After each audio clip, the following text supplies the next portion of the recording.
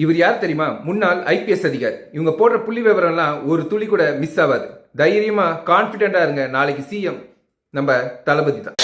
நம்ம நடத்திய சர்வே வந்து post exit poll or exit poll அப்படின்னு சொல்லலாம். மொத்தம் 234 தொகுதி எடுத்துட்டோம். அந்த ஒரு தொகுதிக்கும் முன்னாள் காவல்துறை அதிகாரிகள் அவர்களை வச்சோம். மொத்தம் 10 பேர் ஒரு தொகுதிக்கு 2340 நபர்கள் இதில் தேர்வு செய்யப்பட்டார்கள். ஒவ்வொரு நபரும் ஒவ்வொரு தொகுதியிலும் 100 நபர்களை சந்திக்க வேண்டும். அந்த 100 நபர்களும் பல்வேறு சமூகத்தினர், இளைஞர்கள், முதியோர்கள், பெண்கள் இப்படின்னு சொல்லி எல்லா கேட்டகரிஸும் அவங்க எடுத்து மீட் பண்ணாங்க. இந்த மீட் பண்ணதுல மொத்தம் தமிழ்நாட்டுல 2,34,000 நபர்கள் இந்த 2340 முன்னாள் காவல்துறை அதிகாரிகள் அவர்களை சந்தித்து அவருடைய கருத்துக்களை கேட்டார்கள். அவங்க கேட்கிறப்போ அவங்க சொன்ன தகவல்கள் மிகவும் ஆச்சரியமா இருந்துச்சு. இதுல கிளியரா சொல்ல போனா மொத்தம் 4.88 கோடி வாக்காளர்கள் இருக்கிறாங்க. இந்த 4.88 கோடி வாக்காளர்களும் 2,27,00,000 குடும்பங்களிலிருந்து ஓட்டு போட்டிருக்கிறார்கள். மொத்தம் நம்முடைய தமிழ்நாட்டுல ரேஷன் அட்டை இருக்கிற வீடுகள் 2,27,00,000. இந்த 100 நபர்கள் கிட்டத்தட்ட 40 குடும்பங்கள் ஒவ்வொரு தொகுதியிலும் இந்த சர்வே செய்த முன்னாள் காவல்துறை அதிகாரிகள் தொடர்பு கொண்டனர். அதுல அவங்க கேட்கிறப்போ நம்ம ஓவரா இந்த டேட்டா எல்லாம் எடுத்து அனலைஸ் பண்ணி ChatGPT, அப்புறம் வந்து Anthropic Claude,